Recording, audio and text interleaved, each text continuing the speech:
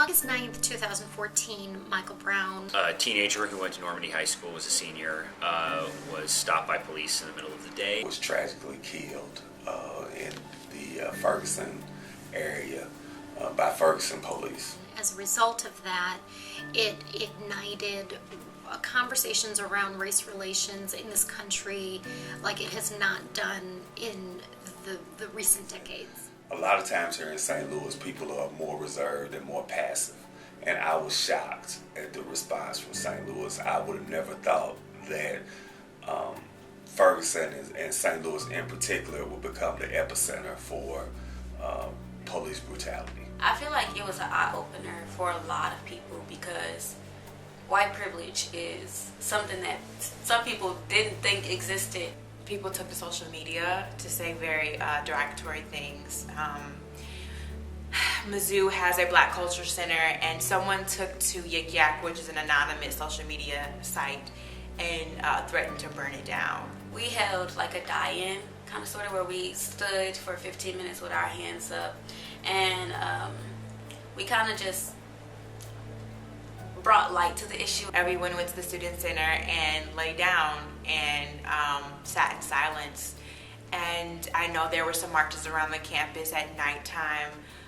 They built coffins and they put them on our lawn where the columns are to signify like what happened in Ferguson. I think the problem is that a lot of the police officers don't live in the neighborhoods. So what they do is they come in, they know nothing about the neighborhood, the makeup, the community, and they just come in to police.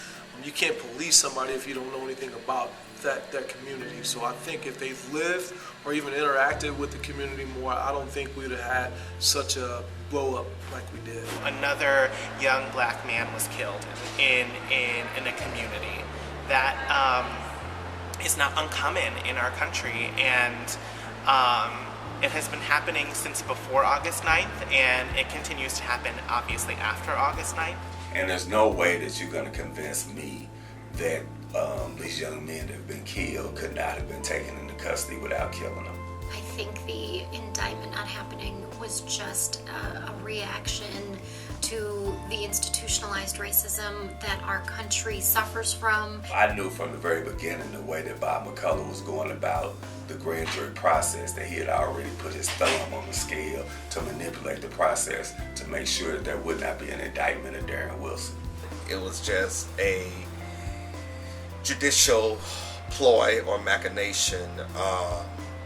I don't think that there was ever any intention to indict. The grand jury does whatever the prosecutor tells them to do. And normally in a grand jury prosecution, you're not going to bring in all the witnesses in the case. You're only going to bring in essential witnesses in order to get an indictment, because it's just a probable cause hearing. All you're trying to do is determine whether or not we have probable cause to move forward, not guilt or innocence.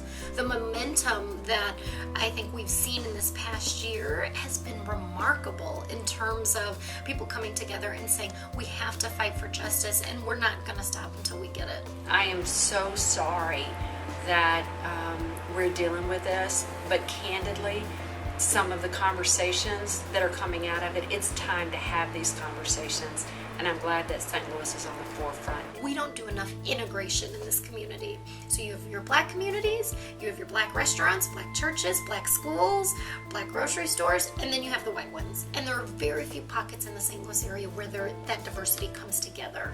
And so I think until we change that dynamic of our region, race relations will stay the same.